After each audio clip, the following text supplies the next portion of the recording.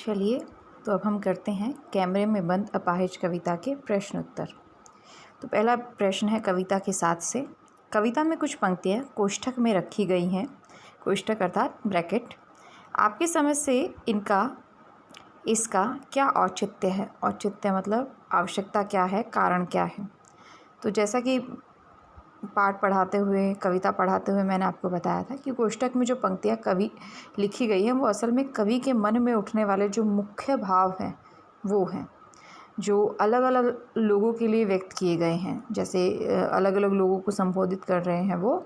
Cameraman को कभी कह रहे हैं कि कैमरा दिखाओ इन्हें बड़ा बड़ा, है ना। फिर दर्शकों के लिए हैं कि आप भी चाहते हैं कि वह रोए, ऐसा चाहते हैं आप। तो इस प्रकार के जो बीच बीच में कोष्ठक में दिए गए जो भाव हैं वो असल में कवि के मन में उठने वाले भाव हैं, या पंक्तियाँ जो हैं वो कवि के मन में उठने वाले भाव हैं, जो असल में इस कविता का जो मूल भाव है, कविता का जो मूल उद्देश्य है, उसे स्पष्ट करने में सहायता कर रहे हैं।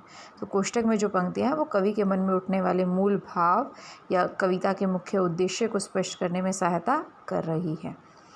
ठीक है, और ये पंक्तियाँ कभी कैमरामैन से, कभी दर्शकों से पूछी जा रही हैं को संबोधित कर रही हैं। अगला प्रश्न है हमारा प्रश्न 2। कैमरे में बंद अपाहिज करुणा के मुखौटे में छिपी क्रूरता की कविता है, विचार कीजिए। तो इसका भी उत्तर मैंने आपको कई बार कविता पढ़ाते हुए दिया कि दूरदर्शन पर वो लोग क्या कर रहे हैं, एक अपाहिज को लाकर उसका साक्षात्कार कर रहे हैं। ये किस लिए कर रहे हैं?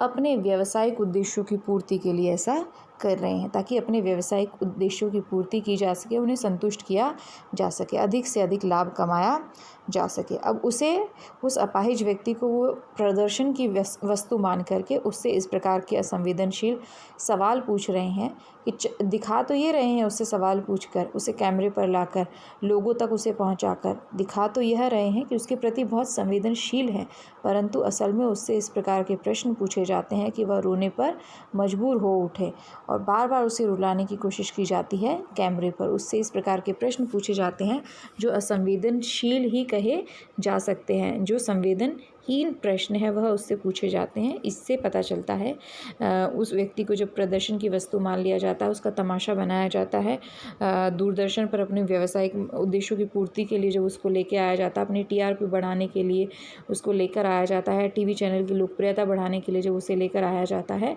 तो और उससे इस प्रकार के प्रश्न पूछे जाते हैं। तो इन सब से पता चलता है कि असल में यह कविता क्या है, करुणा के मुखौटे में छिपी क्रूरता की कविता है। उसे करुणा, लोगों के मन में उसके प्रति संवेदना का भाव जगाने के लिए कैमरे पर लेकर आने का वह नाटक कर रहे हैं, लेकिन वो करुणा ना दिखाकर, वो संवेदनशीलता ना दिखाकर, उससे असंवेदनशील सवाल पूछ करके, संवेदनहीन सवाल पूछ करके उसके प्रति क्रूरता का व्यवहार कर रहे हैं। उसे बार बार रुलाने की जो कोशिश है वो उस क्रूरता को पूर्ण रूप से स्पष्ट कर रही है। प्रश्न 3। हम समर्थ शक्तिवान और हम एक दुर्बल को लाएंगे पंक्ति के माध्यम से कवि ने क्या व्यंग्य किया? तो ये भी आपको पता ही है कि जो मीडिया है वह अपने आप को समर्थ और शक्तिवान मानने लग गया। उसमें यह अहंकार आ गया है कि वह कि वह अधिक से अधिक लोगों तक अपनी बात पहुंचा सकता है। तो वो अपने आप को क्या मानने लग गया है? समर्थ मानने लग गया है कि हमसे ज़्यादा शक्तिशाली तो यहाँ पर कोई भी नहीं है। तो एक घमंड का भाव उसमें आ गया है, अपने आप को ताकतवर समझने का एक घमंड का भाव उसमें आ गया है। तो ये उस पर व्यंग्य किया जा रहा है कि वह अपने आप को समर्थ और शक्तिवान मानता है, लेकिन असल में वह उतना समर्थ और शक्तिवान नहीं है। अगर जनता जागरूक हो तो हम एक दुर्बल को लाएंगे। तो इन पंक्तियों में जो व्यंग्य है वो यही बता रहे हैं कि उस व्यक्ति को दुर्बल और कमज़ोर कहा जा रहा है। तो असल में यह व्यंग्य उन मीडिया कर्मियों पर ही है जो अपने आप को समर्थ और शक्तिवान मानकर सोच रहे हैं कि हम एक अपाहिज व्यक्ति को दुर्बल मानेंगे, और दुर्बल मानने का जो अहंकार है वो उनमें भर गया है। और हम एक दुर्बल को लाएंगे के माध्यम से कवि बताना चाह रहा है कि एक लाचारी का भाव दिखाने की कोशिश कर रहे हैं उस अपंग व्यक्ति के प्रति, कि साक्षात्कार किसी भी बेबस व्यक्ति और लाचार व्यक्ति को लाकर उससे तरह तरह के सवाल पूछकर किस प्रकार उसका तमाशा बना सकते हैं, क्योंकि वह उसे दुर्बल मानते हैं। तो ये उस व्यावसायिकता को ही यहाँ पर भी प्रकट करने की कोशिश कर रहे हैं। तो अगला प्रश्न है, यदि शारीरिक रूप से चुनौती का सामना कर रहे व्यक्ति और दर्शक दोनों एक साथ रोने लगेंगे तो उससे प्रश्नकर्ता का कौन सा उद्देश्य पूरा होगा। तो ये भी मैंने आपको बताया था, यदि शारीरिक रूप से चुनौती का सामना कर रहे व्यक्ति और दर्शक दोनों एक साथ ही रोने लग जाएंगे तो उससे प्रश्नकर्ता लोगों का ध्यान अपने कार्यक्रम की तरफ आकर्षित कर पाएगा, अधिक से अधिक लोगों को अपना कार्यक्रम देखने के लिए प्रभावित कर पाएगा, प्रेरित कर पाएगा। लोग हर बार उसका वो चैनल और कार्यक्रम देखने के लिए उपस्थित रहने लग जाएंगे अपने काम वाम छोड़ करके। तो प्रसारण के समय को रोचक बनाने के लिए वो इस प्रकार की सामग्री लोगों के सामने प्रस्तुत करता है कि वह रो रहा था। तो लोग अपने आप को उससे संवेदनशील होकर उससे जुड़ा हुआ महसूस करने लग जाते हैं। तो उसका उद्देश्य यही है कि वो अपनी टीआरपी को बढ़ाना चाहता है और अपनी चैनल की लोकप्रियता को, अपने कार्यक्रम की लोकप्रियता को बढ़ाना चाहता है। इसलिए वह कह रहा है कि दोनों एक साथ रोने लग जाएंगे तो उसकी जो टीआरपी का जो उद्देश्य है, रोचकता बनाए रखने अपने कार्यक्रम के प्रति का जो उद्देश्य है वह पूर्ण हो जाएगा। अब अगला प्रश्न बहुत ही महत्वपूर्ण है। पर्दे पर वक्त की कीमत है कहकर कवि ने पूरे साक्षात्कार के प्रति अपना नज़रिया यानी कि दृष्टिकोण किस रूप में रखा है। तो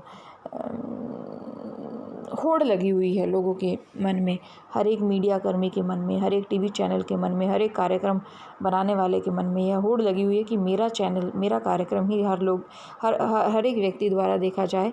तो इसके लिए वो क्या करते हैं, तरह तरह के षड्यंत्र करते हैं, हथकंडे अपनाते हैं, तरह तरह के तरीके अपनाते हैं ताकि जो स्थिति है उसको बढ़ा चढ़ा करके दिखाया जा सके। स्थिति को बढ़ा चढ़ा करके दिखाएंगे तो लोगों में रोचकता उत्पन्न होगी। या जिस चीज़ का, जैसे इसी पाठ में इसी कविता में जो तमाशा बनाया गया है उस बेचारे अपाहिज व्यक्ति का, बेचारा ऐसे ही तो उस व्यक्ति का जो तमाशा बनाया गया है, उस व्यक्ति से जो मन में करुणा उत्पन्न होगी, लोगों के जो संवेदना उत्पन्न होगी, उससे वह अपनी लोकप्रियता बढ़ाना चाहते हैं। तो पर्दे पर वक्त की कीमत का अर्थ यही है, या पूरे साक्षात्कार के प्रति जो उनका नज़रिया है वो यही है कि वो केवल तमाशा बना करके लाभ कमाना चाहते हैं, आर्थिक लाभ उस व्यक्ति के कष्ट पीड़ा को बेचकर, एक वस्तु के समान उसको बेच करके कमाना चाहते हैं। तो कीमत का अर्थ यहाँ वही है कि वह अधिक से अधिक विज्ञापन, अनुदान, फंड इत्यादि अनेक संस्थाओं से लेने के लिए तैयार हैं। इसीलिए वह कह रहे हैं कि पर्दे पर वक्त की कीमत है, एक समय सीमा के भीतर ही उन्हें अपना कार्यक्रम समाप्त करना है, क्योंकि वह जितना लाभ कमाना चाहते थे उतना वह उन्होंने कमा लिया है। तो कविता के आसपास का यह पहला प्रश्न है कि यदि आपको शारीरिक चुनौती का सामना कर रहे किसी मित्र का परिचय करवाना है तो आप कैसे करवाएंगे।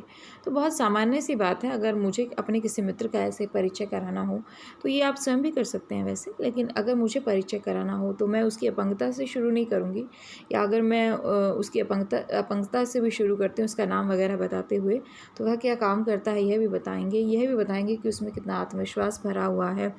उस आत्मविश्वास के सहारे ही उसने अपनी एक उस इंद्री की जो कमी है या शारीरिक चुनौती को जिसको वह झेल रहा है उससे किस प्रकार उभर कर सामने आ गया है, वह लगता ही नहीं है कि उसमें उस प्रकार की कोई कमी है। तो इस प्रकार मैं उसका आत्मबल बढ़ाते हुए उससे उसका जो परिचय है वह अपने दूसरे लोगों से करवाऊँगी। सामाजिक उद्देश्यों से युक्त ऐसे कार्यक्रम को देखकर आपको कैसा लगेगा, आपके अपने विचार संक्षेप में लिखें। तो ऐसा तो है नहीं कि दर्शकों को बिल्कुल ही कुछ पता नहीं चलता है। तो इस प्रकार के संवेदनशील सवाल पूछने के पश्चात, प्रश्न सुनने के पश्चात वह व्यक्ति रोएगा। तो आधी जनता तो कम से कम मूर्ख नहीं ही होगी, आधी हो भी सकती है, बेवकूफ़ बनाया जा सकता है शायद, कुछ लोग ऐसा सोचते हैं मीडिया कर्मी, तभी इस प्रकार के कार्यक्रम वो लेकर आते हैं, बार बार उस प्रकार के कार्यक्रम परोसे जाते हैं। तो सामाजिक उद्देश्यों से युक्त ऐसा कार्यक्रम देखकर जिसमें असंवेदनशीलता दिखाई जाती है, क्रूरता दिखाई जाती है किसी व्यक्ति के प्रति करुणा के माध्यम से, तो इस प्रकार के कार्यक्रम देखने के बाद मैं उसे बंद करने की सिफारिश कर सकती हूँ, या लोगों को जागरूक कर सकती हूँ कि इस प्रकार के कार्यक्रम आप ना देखें। ठीक है, तो ये सब हम कर सकते हैं। बाकी प्रश्न है और इतना ठीक है। धन्यवाद।